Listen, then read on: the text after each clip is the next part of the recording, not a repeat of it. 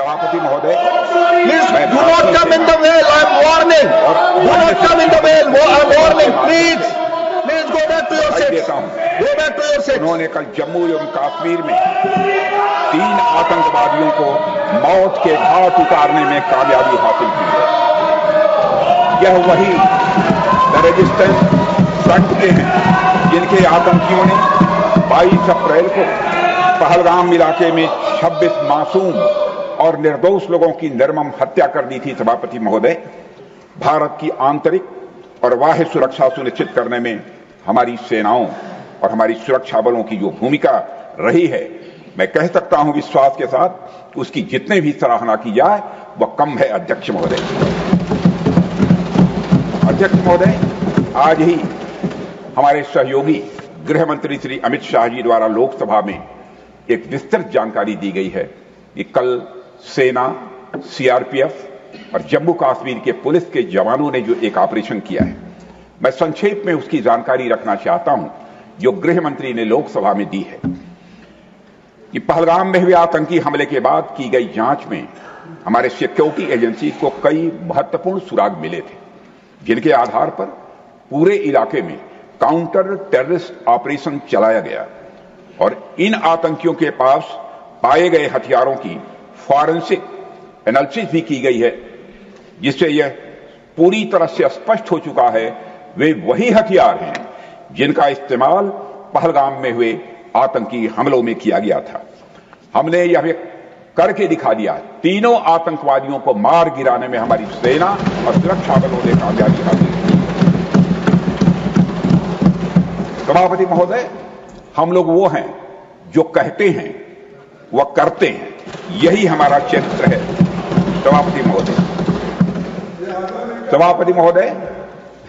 सभापति महोदय, जैसा कि सदन को जानकारी है कि 6 और 7 मई 2025 को भारतीय सेनाओं ने ऑपरेशन सिंदूर के नाम से एक ऐतिहासिक सैन्य कार्रवाई को अंजाम दिया था।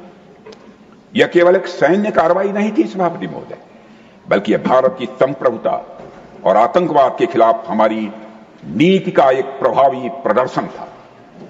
सभापति महोदय, 22 अप्रैल 2025 को जम्मू कश्मीर के पहलगाम इलाके में आतंकवादियों ने एक बड़ी कायराना हरकत करते हुए सरेआम 25 भारतीय और एक नेपाली नागरिक की हत्या कर दी थी।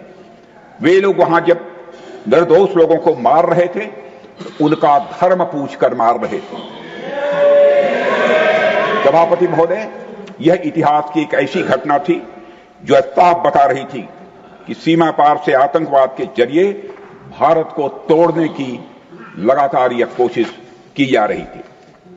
इस हमले के तुरंत बाद हमारे प्रधानमंत्री श्री नरेंद्र मोदी जी ने तीनों सेनाओं के प्रमुखों के साथ एक बैठक की। मैं स्वयं उस बैठक में मौजूद था और उन्हें यह स्पष्ट छूट दी गई कि वे अपने विवेक, स्ट्रैटेजिक अंडरस्टैंडिंग और रीजनल सिक्योरिटी सिचुएशन को ध्यान में रखते हुए एक निर्णायक कार्रवाई करें, ताकि पहलगाम की घटना से जुड़े आतंकियों और उनके आकाओं को यह स्पष्ट संदेश चला जाए कि भारत इस तरह के हमलों के जवाब में कठोर कार्रवाई करेगा। जिस हद तक जाना होगा भारत जाएगा।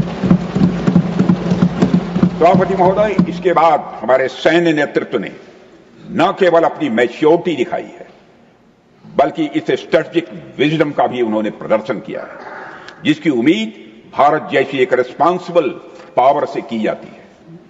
सभापति महोदय, ऑपरेशन सिंदूर को अंजाम देने से पहले हमारी सेनाओं ने हर पहलुओं पर बहुत ही गहराई से अध्ययन किया।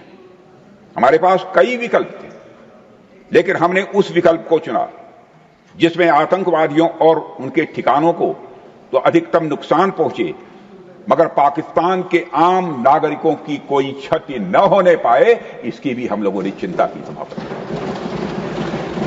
सभापति महोदय, हमारी सेनाओं के द्वारा की गई वेल कोऑर्डिनेटेड स्ट्राइक्स ने 9 टेररिस्ट इंफ्रास्ट्रक्चर टारगेट्स पर सटीक प्रहार किए और इस सैन्य कार्रवाई में एक अनुमान के अनुसार करीब 100 से काफी अधिक आतंकवादी, उनके ट्रेनर्स, उनके हैंडलर्स और सहयोगी मारे गए।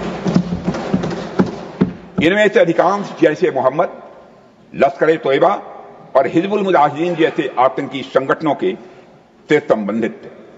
ये वही आतंकी संगठन हैं, सभापति महोदय, जिन्हें पाकिस्तान की सेना और आईएसआई का खुला समर्थन प्राप्त है। सभापति महोदय, हमारी कार्रवाई पूरी तरह से सेल्फ डिफेंस में थी। यह न तो प्रोएक्टिव थी और न ही एक्सपेंशनिस्ट थी।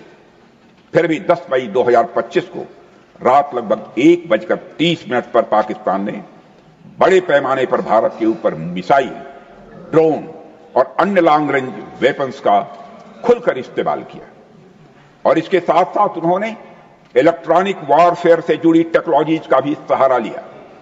उनके निशाने पर भारतीय वायुसेना के अड्डे थे, थल सेना के एम्यूनिशन डिपोज थे, हवाई अड्डे थे और मिलिट्री कैंट थे। सभापति महोदय, मुझे यह कहते हुए इस सदन के समक्ष गौरव की अनुभूति हो रही है कि हमारे air defence system, counter drone system और इलेक्ट्रॉनिक इक्विपमेंट्स ने पाकिस्तान के इस हमले को पूरी तरह से नाकाम कर दिया। पाकिस्तान हमारे किसी भी टारगेट को हिट नहीं कर पाया सभापति महोदय, और हमारे किसी भी इंपॉर्टेंट एसेट को कोई नुकसान नहीं पहुंचा है। हमारी सुरक्षा व्यवस्था चाक चौबंद थी और हर हमले को हमने रोका। मैं इसके लिए भारतीय सेना के बहादुर सैनिकों की भूरि भूरि प्रशंसा करता हूं सभापति महोदय, जिन्होंने दुश्मनों के हर मंसूबे पर पानी फेर दिया। और मैं चाहूंगा पक्ष हो अथवा विपक्ष हो, सबको मिलकर एक बार इस सदन की मेज थपथपाकर हमारे भारत के सेना के जवानों का अभिनंदन किया जाना चाहिए।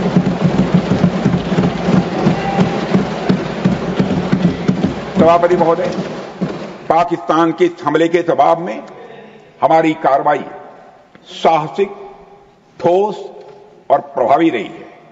भारतीय सेना ने वेस्टर्न फ्रंट पर पाकिस्तान के हवाई अड्डों, कमांड एंड कंट्रोल, उनके जो सेंटर्स थे उसे, मिलिट्री इंफ्रास्ट्रक्चर्स और एयर डिफेंस सिस्टम को निशाना बनाया और इस मिशन को हमारी सेनाओं ने सफलतापूर्वक अंजाम देने में कामयाबी हासिल की है। सभापति महोदय, हमारी सेनाओं ने चकलाला, सरगोधा, रफीकी, सीट पर रहीम खान, जैकबाबाद, सुक्कुर, बोलारी जैसे बड़े एयरबेस पर प्रहार किया और पूरी दुनिया ने भारतीय वायुसेना के शौर्य और पराक्रम की तस्वीरें देखी, सैटेलाइट इमेजरी लोगों ने देखी। सभापति महोदय, ऑपरेशन सिंदूर ट्राई सर्विसेज कोऑर्डिनेशन की एक शानदार मिसाल थी। भारतीय वायुसेना ने आसमान से हमले किए, हमारे थल सेना ने जमीन पर अपना मोर्चा संभाल लिया सभापति महोदय, और हमारे जवान नियंत्रण रेखा पर पूरी ताकत से डटे रहे और पाकिस्तान की हर हरकत का करारा जवाब दिया। भारतीय नौसेना ने भी उत्तरी अरब सागर में अपनी तैनाती मजबूत कर दी। भारतीय नौसैनिकों ने पाकिस्तान को यह साफ संदेश दे दिया कि हम समुद्र से लेकर जमीन तक सभापति महोदय पाकिस्तान के हर महत्वपूर्ण ठिकानों पर प्रहार करने में न केवल सक्षम हैं बल्कि हम पूरी तरह से तैयार हैं। सभापति महोदय, इस ऑपरेशन का मकसद आतंकी ठिकानों को तबाह करना था और यह साफ संदेश देना था कि भारत आतंकवाद के खिलाफ जीरो टॉलरेंस रखता है। सभापति महोदय, ऑपरेशन सिंदूर का ओवरऑल पॉलिटिको मिलिट्री ऑब्जेक्टिव यह था कि आतंकवाद के रूप में प्रॉक्सी वार लड़ रहे पाकिस्तान को सजा दी जाए। इसी वजह से आर्म्ड फोर्सेस को पूरी आजादी दी गई थी कि वो अपने टारगेट खुद चुने और उसका करारा जवाब दें। सभापति महोदय, इस ऑपरेशन का उद्देश्य कभी भी युद्ध छेड़ना नहीं था, बल्कि फोर्स के डिमॉन्स्ट्रेटिव यूज से एडवर्सरी को झुकाने के लिए मजबूर करना था। सभापति महोदय, 10 मई की सुबह जब भारतीय वायुसेना ने पाकिस्तान की मल्टीपल एयरफील्ड पर करारा प्रहार किया तो पाकिस्तान ने हार मान ली सभापति महोदय, और हॉस्टिलिटीज रोकने की उनके डीजीएमओ के द्वारा पेशकश की, हमारे डीजीएमओ के द्वारा नहीं। यह हॉस्टिलिटी रोकने की पेशकश पाकिस्तान के डीजीएफओ के द्वारा की गई और यह पेशकश इस शर्त के साथ स्वीकार की गई कि ऑपरेशन केवल स्थगित किया जाएगा, यह समाप्त नहीं किया जाएगा। ऑपरेशन सिंदूर स्थगित किया जाएगा अगर पाकिस्तान के ओर से भविष्य में कोई आतंकी करतूत की गई तो हम फिर ऑपरेशन शुरू करने में रंच मात्र भी संकोच नहीं करेंगे। सभापति महोदय, हमारे सैनिकों का जो मनोबल है, मातृभूमि की रक्षा के प्रति जो उनका समर्पण है, ऑपरेशन सिंदूर में उसका दर्शन इस देश के 140 करोड़ से अधिक जनता ने देखा है। प्रधानमंत्री जी ने स्वयं एक एयरबेस पर गए और उन्होंने सैनिकों से भेंट करके हमारी सेनाओं के ऊंचे मनोबल और उत्साह को देखा और अनुभव किया। मुझे खुद भी सीमावर्ती क्षेत्रों में जाकर हमारे जवानों से मुलाकात करने का अवसर मिला है। श्रीनगर के मिलिट्री बेस पर, भुज के एयरबेस पर और उधमपुर के कमांड सेंटर पर हर जगह मैंने देखा हमारे सैनिकों का मनोबल अपने बुलंदी पर है। सभापति महोदय, उनकी आंखों में विश्वास है, उनका संकल्प अडिग है। वो न केवल भारत की सीमाओं की रक्षा कर रहे हैं बल्कि हमारे राष्ट्रीय स्वाभिमान की भी वह रक्षा कर रहे हैं। सभापति महोदय, ऑपरेशन सिंदूर को सिर्फ वर्तमान से जोड़कर नहीं देखा जाना चाहिए बल्कि इसका रोल भारत के भविष्य को शेप करने में भी बहुत ही महत्वपूर्ण है। महोदय, कोई भी व्यक्ति या राष्ट्र अपने चरित्र के अनुसार किसी मुद्दे पर रिएक्ट करता है, लेकिन उसका जो रिएक्शन होता है वह भी आगे चलकर कहीं न कहीं उसके चरित्र को प्रभावित करता है। इसलिए कोई भी बड़ा कदम उठाते समय वर्तमान के साथ साथ भविष्य की संभावनाओं का भी ध्यान रखा जाना चाहिए। और सभापति महोदय, यह हमारे इतिहास का एक कटु सत्य है कि लगभग 800 वर्षों की गुलामी के बाद यह माना जाने लगा था कि हिंदुस्तान की जनता स्वभाव से बहुत आक्रामक नहीं है बल्कि बेहद शांति प्रिय है। हमारे बारे में एक ऐसी आम धारणा लंबे समय तक बनी रही है। आप पश्चिम का साहित्य उठाकर देख लीजिए, आप मध्यकालीन इस्लामिक लिटरेचर उठाकर देख लीजिए। सभापति महोदय, हर जगह हिंदुस्तानियों को कमतर दिखाने की कोशिश की गई है। आप सोचिए कि एक राष्ट्र के चरित्र के लिए यह कितना अपमानजनक था। इसलिए जब अंग्रेजों के खिलाफ चंद्रशेखर आजाद और सरदार भगत सिंह जैसे क्रांतिकारियों ने अपना दमखम दिखाया तो हमने उसे डिस्कवरी ऑफ इंडिया की तरह देखा, जबकि वास्तव में वह रीडिस्कवरी ऑफ इंडिया थी। हमारे क्रांतिकारियों ने यह दिखाया, सभापति महोदय, कि हम भीरू नहीं हैं, हम कायर नहीं हैं, बल्कि हम आत्मसम्मान के लिए, अपनी सुरक्षा के लिए लड़ना जानते हैं और किसी हद तक जाने की हम कुवत रखते हैं। सभापति महोदय, मैं डिस्कवरी के बजाय रीडिस्कवरी शब्द का प्रयोग यहां इसलिए कर रहा हूं क्योंकि आप पौराणिक काल से देखिए, हमारे देवी देवता, चाहे वो भगवती मां दुर्गा हो, चाहे देवाधिदेव महादेव हों, चाहे मर्यादा पुरुषोत्तम भगवान राम हों या फिर भगवान कृष्ण हों, हमारे आराध्य देवों ने हमेशा शस्त्र भी धारण किया है और अपने शत्रुओं का जरूरत पड़ने पर संहार भी किया है। उन्होंने हमारे इन महापुरुषों ने, इन देवताओं ने हमें कभी कायरता का पाठ नहीं सिखाया है। सभापति महोदय, गोस्वामी तुलसीदास जी एक जगह कहते हैं रामायण में, तुलसी मस्तक तब नवे जब धनुष बाण ले हाथ, अर्थात हे प्रभु, आप कितने ही सुंदर, सलोने और सुशील हैं, बहुत अच्छी बात है, पर तुलसी का मस्त आपके सामने तब झुकेगा जब आप धनुष बाण अथवा अपनी शक्ति धारण करेंगे। समय का एक ऐसा दौर आया जब हिंदुस्तानियों को कमजोर समझा जाने लगा था, सभापति महोदय, लेकिन अब हम अपनी पहचान को रीडिफाइन कर रहे हैं, पुनर्परिभाषित कर रहे हैं, और ऑपरेशन सिंदूर उसी का ही एक शानदार उदाहरण है। सभापति महोदय, आतंकियों ने भारत को एक सॉफ्ट स्टेट समझ रखा था। उनके लिए भारत पर आतंकवादी हमला करना एक तरह से लो कास्ट और हाई रिटर्न का यह मामला बन गया था। दो चार उनके नौसिखिए रंगरूट आते थे और हमारे नागरिकों को हताहत करके चले जाते थे। पहले की सरकारें चुपचाप यह तमाशा देखती रहती थी, इसलिए आतंकियों को लगा कि भारत अब एक सॉफ्ट स्टेट बन चुका है। सभापति महोदय, इकोनॉमिक्स की एक थियरी है और आप जैसे स्वाध्यायी लोगों ने उस थियरी को जरूर पढ़ा होगा।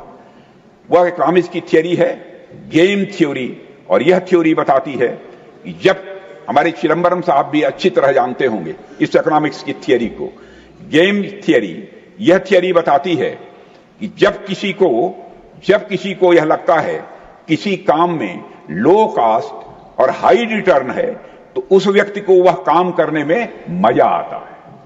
सभापति महोदय, पाकिस्तान ने और आतंकवादियों ने इसी गेम थियरी के अंतर्गत भारत को हमेशा अपने टारगेट पर रखा, लेकिन माननीय प्रधानमंत्री श्री नरेंद्र मोदी के नेतृत्व में हमने यह सुनिश्चित किया है कि हम पाकिस्तान के लिए इस पे ऑफ कैलकुलस को चेंज करेंगे और हम आतंकवाद को उनके लिए एक कास्ट मिस एडवेंचर, ताकि आतंकवादियों के जेहन में यह बात बैठ जाए और अच्छी तरह बैठ जाए कि यदि हमारे एक भी भारतीय नागरिक को कुछ हुआ तो उनके पूरे आतंक ठिकानों को हम जड़ से नेस्त नाबूद करें।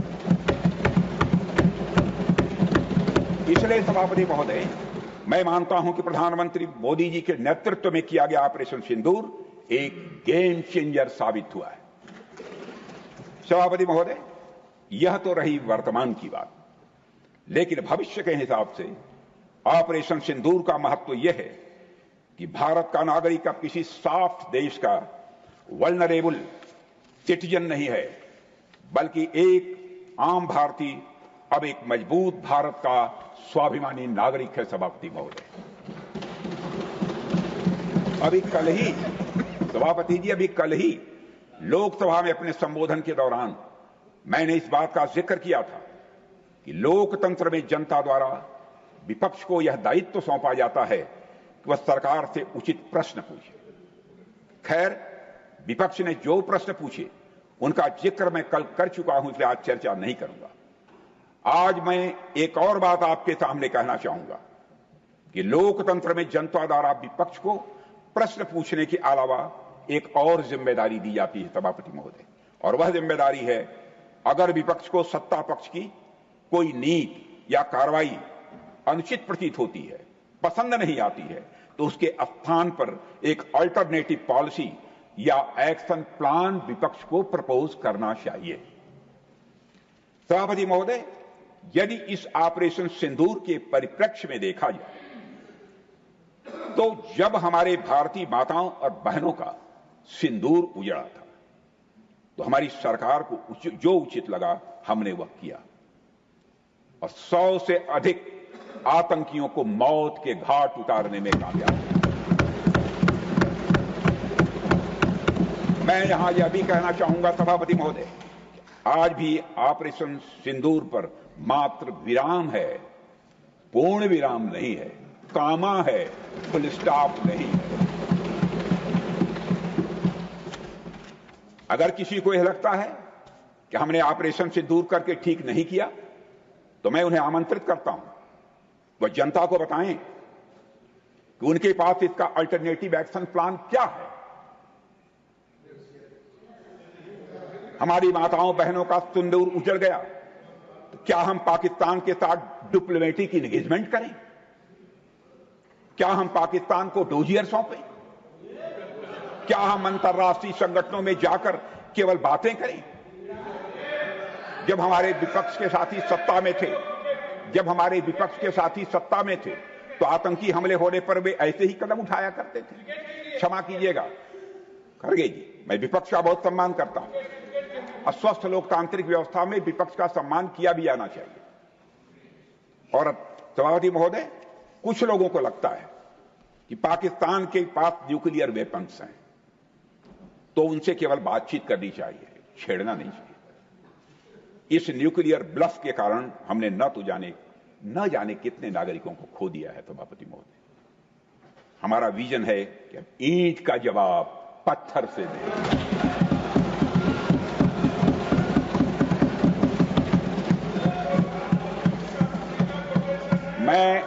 मैं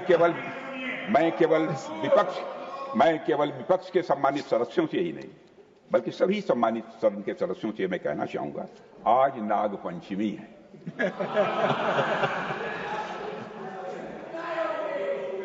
नाग पंचमी के दिन नागों को दूध पिलाना तो ये उचित है सभापति, परंतु रोज नहीं।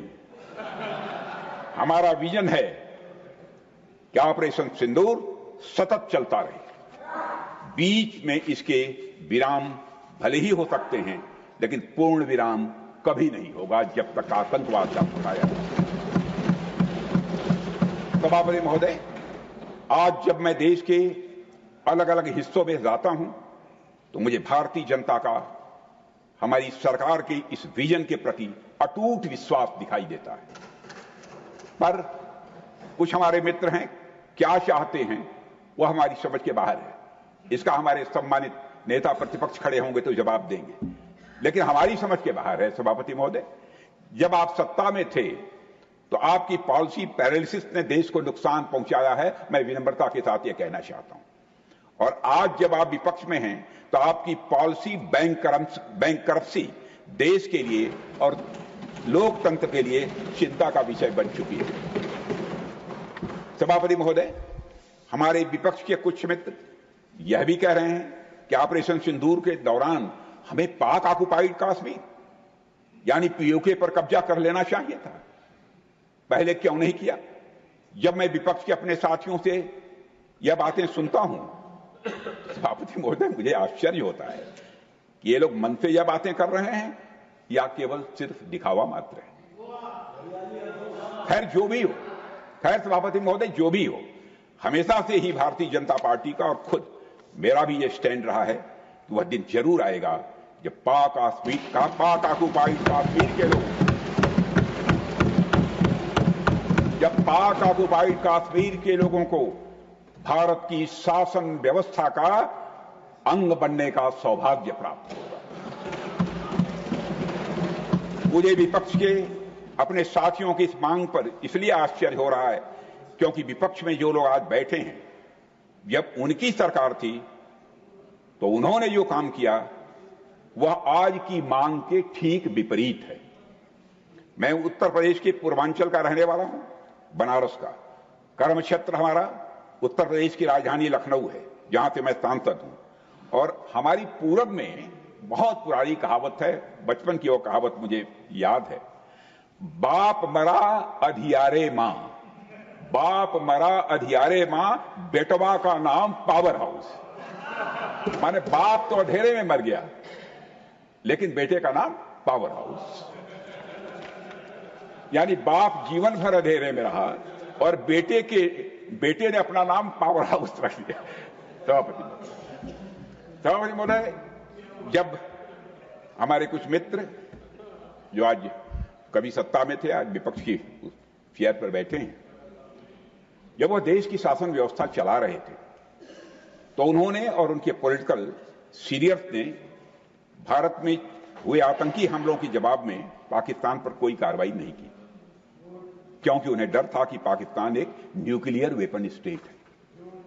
और आज जब हम पाकिस्तान को मुंह तोड़ जवाब दे रहे हैं तो मुझे इस अंधेरे और पावर हाउस वाली बाप बेटी की कहानी स्वाभाविक रूप से याद आ रही है, इसलिए मैंने उसकी चर्चा की।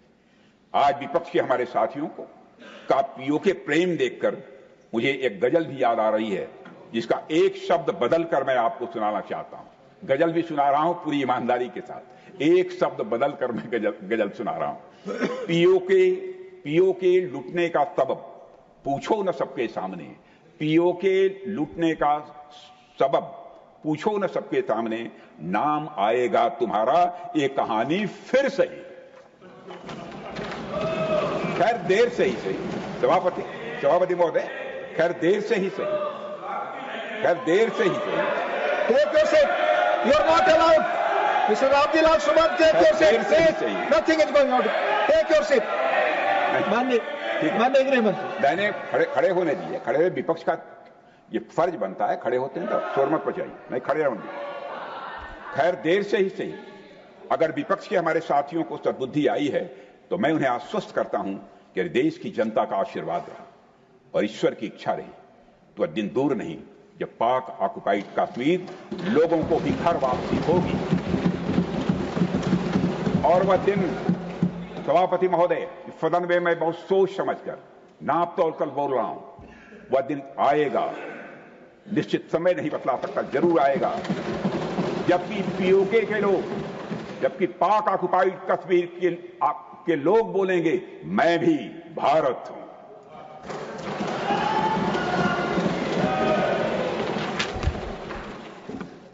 सभापति महोदय, किसी देश में जनता सत्ता पक्ष को और विपक्ष को अलग अलग दायित्व सौंपती है। सत्ता पक्ष का काम होता है जनता के हितों को ध्यान में रखते हुए कार्य करना और विपक्ष का काम होता है सरकार से जनता के मुद्दों से संबंधित जरूरी प्रश्न पूछना। ऑपरेशन सिंदूर क्यों प्रारंभ किया गया, इसकी जानकारी पहले भी दी गई है और आज भी मैंने सदन को दी है। सभापति महोदय, कभी कभी हमारे विपक्ष के मित्र ये पूछते रहे हैं कि हमारे कितने विमान गिरे, कितने विमान गिरे। मुझे लगता है कि उनका यह प्रश्न हमारी राष्ट्रीय जनभावनाओं का सही प्रतिनिधित्व नहीं कर पा रहा। उन्होंने एक बार भी हमसे यह नहीं पूछा कि हमारी सेनाओं ने दुश्मन के कितने विमान गिराए। सभापति महोदय, मैं बताना नहीं चाहता कितने विमान गिरे, एक एक की मुझे जानकारी है और मैं बतला दूं कि यदि मैं खुलकर यदि मैं बोल दूं तो 10 मिनट तक यह सदन तालियों से गूंजता रहेगा।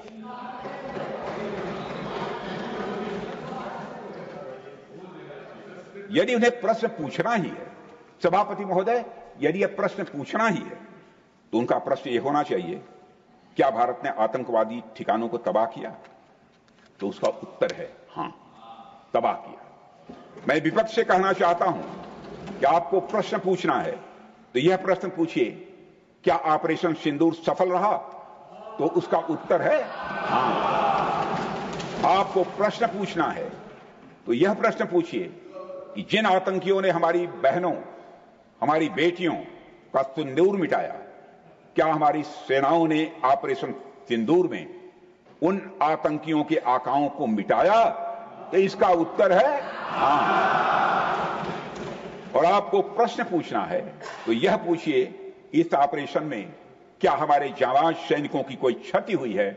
तो उसका उत्तर है नहीं, हमारे सैनिकों की कोई क्षति नहीं हुई। अब चूंकि विपक्ष के मित्र ऑपरेशन सिंदूर को लेकर उचित प्रश्न नहीं पूछ पा रहे हैं तो मैं उन्हें क्या बताऊं।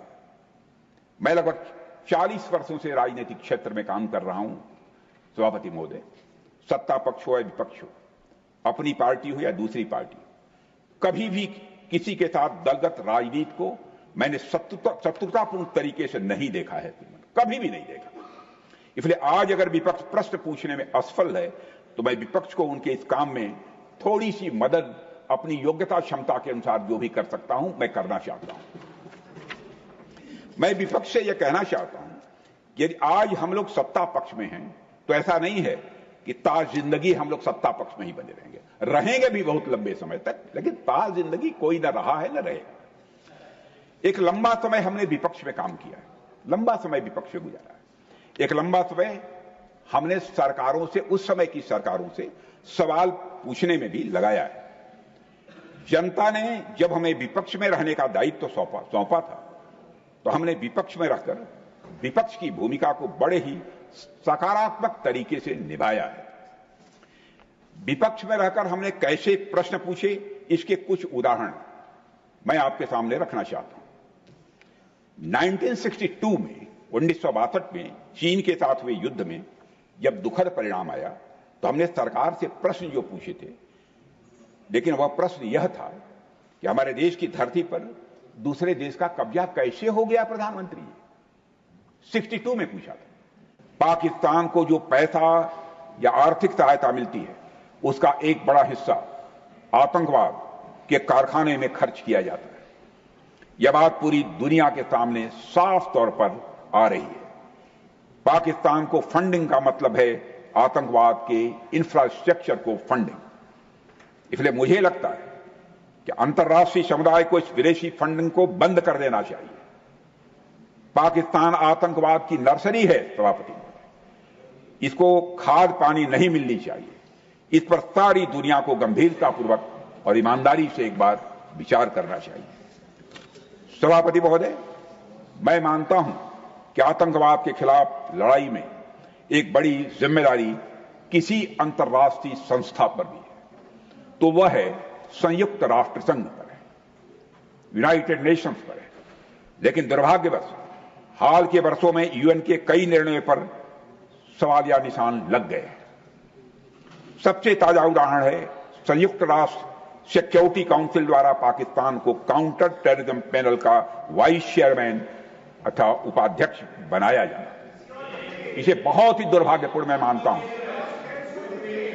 हैरानी की बात यह है कि काउंटर टेररिज्म पैनल 9/11 हमले के बाद गठित किया गया था, और सभापति महोदय, हम सभी जानते हैं कि 9/11 का हमला किसने किया था। यह भी किसी से छुपा नहीं है, उस हमले के मास्टरमाइंड को पाकिस्तान ने शरण दी थी। यह भी जाहिर है, यह तो एक तरह से बिल्ली से दूध की रखवाली करने वाली बात हुई सभापति महोदय। यह निर्णय न केवल चौंकाने वाला है, बल्कि आतंकवाद के मुद्दे पर यूनाइटेड नेशंस जैसी संस्था की गंभीरता को भी दर्शाता है। यह कैसे भुलाया जा सकता है कि यह वही पाकिस्तान है जिसकी जमीन का इस्तेमाल वैश्विक आतंकवादी संगठनों की पनाहगाह के रूप में होता रहा। यह वही देश है जहां हाफिज सईद और मसूद अजहर जैसे घोषित आतंकवादी ये खुलेआम घूमते रहे और जहर उगलते हैं, जहां आतंकियों के जनाजे में पाकिस्तान आर्मी के बड़े अफसर खड़े होकर फातिहा पढ़ते नजर आते हैं। अब उसी पाकिस्तान से उम्मीद की जा रही है कि वह आतंकवाद के खिलाफ वैश्विक समुदाय का नेतृत्व करेगा। यह किसी क्रूर मजाक से कम नहीं है सभापति महोदय। यह आतंकवाद के खिलाफ वैश्विक लड़ाई का एक मजाक है, आतंकवाद के खिलाफ एक वैश्विक लड़ाई का उपहास है सभापति महोदय। सभापति महोदय, जब हम आतंकवाद के खतरे से मुक्त होंगे तभी हम पूरी दुनिया में सही मायने में शांति और प्रगति के साथ साथ समृद्धि के लक्ष्य की तरफ बढ़ सकेंगे। यह सब तो पाकिस्तान की आम जनता भी चाहती है, मगर वहां के हुक्मरानों ने पाकिस्तान को तबाही के रास्ते पर डाल रखा है।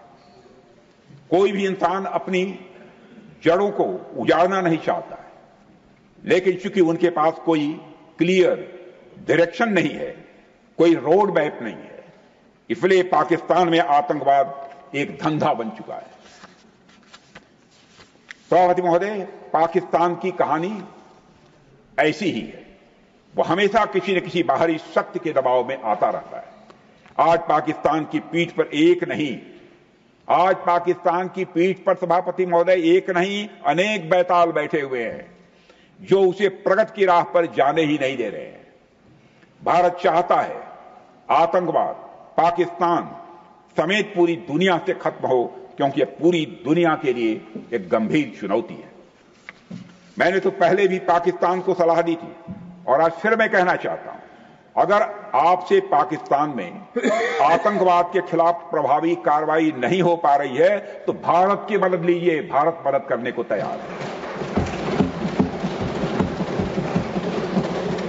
सभापति महोदय, भारत की सेनाएं आतंकवाद के खिलाफ सरहद के इस पार और जरूरत पड़ी तो सरहद के उस पार भी प्रभावी कार्रवाई करने में सक्षम है। यह करके ऑपरेशन सिंदूर के दौरान हमारे सेना ने दिखा दिया है।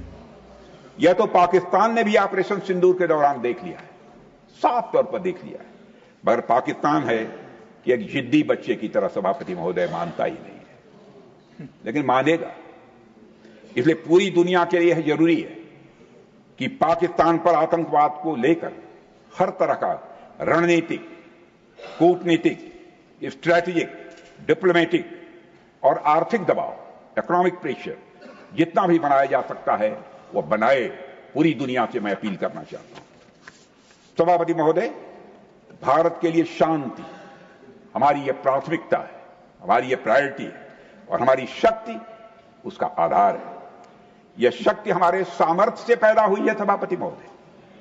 यह शक्ति हमारे सामर्थ्य से पैदा हुई है। यह सामर्थ्य पिछले 11 सालों में कई गुना बढ़ा है मोदी जी के नेतृत्व में। आज भारत विश्व की चौथी सबसे बड़ी अर्थव्यवस्था है और अभी आई मॉर्गन स्टैनली की रिपोर्ट के मुताबिक 2028 तक आते आते भारत विश्व की तीसरी सबसे बड़ी अर्थव्यवस्था बनने जा रहा है।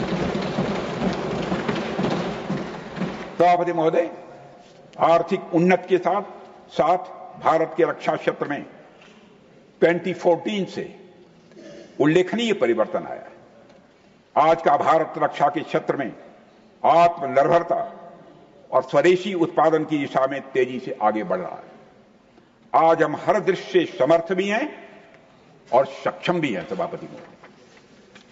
सभापति महोदय, हमारी सरकार ने आतंकवाद से निपटने के साथ साथ भारत की राष्ट्रीय सुरक्षा को भी मजबूत करने के लिए नई सोच के साथ एक नई रणनीति अपनाई है। आज जब हम आत्मनिर्भर भारत की बात करते हैं तो उसके सबसे मजबूत स्तंभों में से एक है हमारा डिफेंस सेक्टर, हमारा रक्षा का क्षेत्र। सभापति महोदय, जब कोई राष्ट्र अपने सुरक्षा उपकरण, अपने हथियार, अपने फाइटर प्लेन्स और मिसाइलें खुद बनाना शुरू कर दें तो वह न केवल खुद पर विश्वास करना सीखता है बल्कि दुनिया को भी यह संदेश देता है कि अब हम आत्मनिर्भर हैं, अब हम सक्षम हैं और किसी के मोहताज नहीं। सभापति महोदय, भारत आज सिर्फ सीमाओं की रक्षा नहीं कर रहा है बल्कि एक ऐसी व्यवस्था खड़ी कर रहा है जो हमें सामरिक, आर्थिक और तकनीकी दृष्टि से लगातार मजबूत बना रही है। पहले हम रक्षा उपकरणों के लिए पूरी तरह से विदेशों पर निर्भर थे, लेकिन आज मैं पूरे गौरव के साथ कहना चाहता हूं, गर्व के साथ नहीं, गौरव के साथ, कि भारत डिफेंस के मामले में बड़ी तेजी से आत्मनिर्भर बन रहा है। भारत डिफेंस सेक्टर में 2014 के बाद से कई रक्षा क्षेत्र में उल्लेखनीय, बहुत ही रिमार्केबल चेंजेस हुए हैं, बहुत हुए। प्रधानमंत्री श्री नरेंद्र मोदी जी के नेतृत्व में भारत के रक्षा क्षेत्र को मजबूती देना यह हमारी सरकार की प्रायोरिटीज में टॉप पर है इस समय।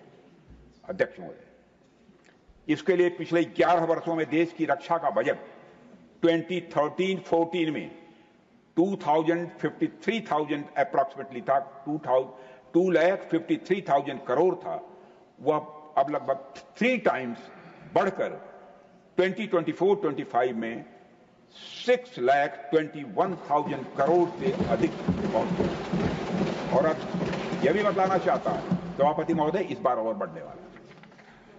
सभापति महोदय, आज भारत की सेनाओं के पास केवल इंपोर्टेड हथियार नहीं है बल्कि इस देश में बनी मिसाइलें, टैंक और अन्य सिस्टम एवं प्लेटफॉर्म्स भी हैं। हमारी अग्नि, हमारी पृथ्वी, ब्रह्मोस जैसी मिसाइलें आज दुश्मन को जवाब देने के लिए तैयार खड़ी हैं। और यह सब भारत में बनी है, भारत की धरती पर बनी है, भारतवासियों के हाथों से बनी।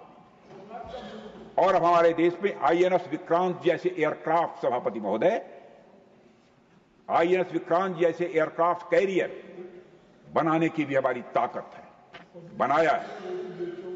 सभापति महोदय, आपको जानकर यह सुखद अनुभूति होगी कि आज भारत का डिफेंस एक्सपोर्ट 2014 के तुलना में लगभग 35 गुना 35 टाइम्स बढ़ चुका है। 35 टाइम्स बढ़ चुका है। 2013-14 में भारत से होने वाला डिफेंस एक्सपोर्ट अप्रॉक्सीमेटली 686 करोड़ था। वो आज 24-25 में बढ़कर मोर देन 24,000 करोड़ पहुंच गया। करीब 100 देशों को हमारे देश में बने डिफेंस प्रोडक्ट्स एक्सपोर्ट किए जा रहे हैं। हमारा यह लक्ष्य है कि इस साल हमारा डिफेंस एक्सपोर्ट 30,000 करोड़ रुपए और 2029 आते आते 50,000 करोड़ रुपए तक पहुंच जाए। मुझे पूरा विश्वास है कि हम इस लक्ष्य को हासिल करके रहेंगे। आज हम दुनिया की टॉप 10 एक्सपोर्टर्स कंट्रीज की कतार में आकर खड़े हो गए हैं। सभापति महोदय, हम अपने प्रयासों में कितना सफल रहे हैं इसकी एक झलक आप ऑपरेशन सिंदूर के दौरान देख चुके हैं। वैसे तो रक्षा मंत्रालय समय समय पर डिफेंस एक्सपो करता रहता है, लेकिन दुनिया ने real time defence expo operation Sindoor के दौरान देखा है। मुझे पूरा विश्वास है कि भारत जल्द ही रक्षा क्षेत्र में पूरी तरह से आत्मनिर्भरता के लक्ष्य को हासिल करेगा। सभापति महोदय, भारत की रक्षा तैयारी मजबूत रखना यह एक दिन का काम नहीं है। सभापति महोदय, हमने सेनाओं को मजबूती देने के लिए और किसी भी आपात स्थिति से निपटने के लिए इमरजेंसी प्रोक्योरमेंट की भी कई बार छूट दी है, जिसका सेनाओं ने पूरा लाभ उठाया है, वह महसूस करते हैं। पाकिस्तान ही नहीं, भारत की तरफ टेढ़ी निगाह से देखने वाले हर देश को सभापति महोदय यह समझ लेना चाहिए कि आज भारत की सेनाओं में हर हालात से निपटने की ताकत भी है और हमारी सेनाओं की कुवत भी। हम जानते हैं कि ऑपरेशन सिंदूर के दौरान कौन सा देश क्या कर रहा था। जानते हैं, हमने ऑपरेशन सिंदूर के माध्यम से पाकिस्तान को सह देने वाली ताकतों को भी संदेश दे दिया है। सभापति महोदय, इस सदन को मैं अवगत कराना चाहता हूं। सभापति महोदय, पाकिस्तान के हुक्मरान जानते हैं कि उनके सैनिक युद्ध के मैदान में भारत से कभी जीत नहीं सकते, इसलिए वे आतंक को पालते हैं, उन्हें प्रशिक्षण देते हैं और फिर खड़े होकर सारी दुनिया के सामने अपने को निर्दोष साबित करने की कोशिश करते हैं। पाकिस्तान दोहरे मापदंड और झूठ की बुनियाद पर खड़ा दुनिया का एक ऐसा देश है जो फेल्ड स्टेट के तौर पर देखा जा रहा है। भारत ने ऑपरेशन सिंदूर के जरिए पूरी दुनिया को दिखा दिया है कि हम आतंकवाद के इस गंदे खेल को अब जड़ से खत्म करने का संकल्प ले चुके हैं। सभापति महोदय, आतंकवाद के विरुद्ध हमारी लड़ाई अब केवल सीमा पर नहीं बल्कि वैचारिक मोर्चे पर भी लड़ी जा रही है और इसी उद्देश्य से हमारे प्रधानमंत्री जी ने कई उच्च स्तरीय समितियों का गठन भी किया है और उसमें विभिन्न राजनीतिक दलों के रिप्रेजेंटेटिव्स शामिल रहे हैं और इस समिति ने वैश्विक मंचों पर जाकर भारत की बात को बहुत ही प्रभावी तरीके से रखा है और आतंकवाद के विरुद्ध वैश्विक समर्थन को भारत के प्रति मजबूत किया है। मैं प्रतिनिधिमंडल के सभी सम्मानित सदस्यों का अभिनंदन करता हूं, उनका स्वागत करता हूं। सभापति महोदय, ऑपरेशन सिंदूर को लेकर सर्वदलीय बैठक भी हुई। हमारे इस सदन के सम्मानित नेता प्रतिपक्ष आदरणीय खड़गे जी भी इस बैठक में मौजूद थे। मुझे इस सदन को बताते हुए हर्ष हो रहा है कि ऑपरेशन सिंदूर के दौरान हर राजनीतिक दल ने, खड़गे साहब जी थे, हर राजनीतिक दल ने अपने मतभेद भुलाकर देश हित में सेना और सरकार के प्रति अपना पूरा समर्थन दिया। यही हमारे देश के लोकतंत्र की मजबूती है, यही हमारे देश के लोकतंत्र की ताकत है, यही हमारे देश के लोकतंत्र की खूबसूरती है। सभापति महोदय, जैसा कि हमारे माननीय प्रधानमंत्री जी ने भी कहा है कि ऑपरेशन सिंदूर सिर्फ रुका है, समाप्त नहीं हुआ है। यदि आवश्यकता पड़ी, यदि पाकिस्तान फिर किसी नापाक हरकत की कोशिश करता है तो हम और भी कठोर और भी निर्णायक कार्रवाई के लिए पूरी तरह से तैयार हैं। सभापति महोदय, हमने सभापति महोदय यह स्पष्ट कर दिया है, भारत किसी भी तरीके से न्यूक्लियर ब्लैकमेलिंग या अन्य दबावों के आगे झुकने वाला नहीं है। सभापति महोदय, ऑपरेशन सिंदूर के माध्यम से जो हमने किया और उसके पहले सर्जिकल स्ट्राइक और एयर स्ट्राइक के जरिए जो संदेश दिया गया बहुत पहले ही हो जाना चाहिए। सभापति महोदय, हमारी सरकार की जो नीति है वह पहले की सरकारों को भी अपनानी चाहिए थी। अपना लिया होता तो अच्छा रहता। उन सरकारों को जिनके शासनकाल में भारत ने सबसे भीषण आतंकी हमला का सामना किया, जिनमें 2008 का मुंबई हमला था, आज भी हर हिंदुस्तानी के जेहन में जिंदा है। और मैं कहना चाहता हूं, कहना यह एग्जैगरेशन नहीं होगा, अतिशयोक्ति नहीं होगी कि यह न भूलने वाली त्रासदी है 2008 की। सभापति महोदय, कल मैंने लोकसभा में जिक्र किया था, यहां भी करना आवश्यक समझता हूं। श्री प्रणब मुखर्जी जी ने अपनी किताब द कोलिशन ईयर्स में लिखा है कि जब मुंबई अटैक हुआ था, India had evidence that the terrorist came from Karachi port. Pakistan के नॉन स्टेट एक्टर्स के बहाने को पूरी दुनिया में कोई मान नहीं रहा था। तो उन्होंने लिखा है, प्रणब मुखर्जी साहब ने लिखा है, एंड आई कोट,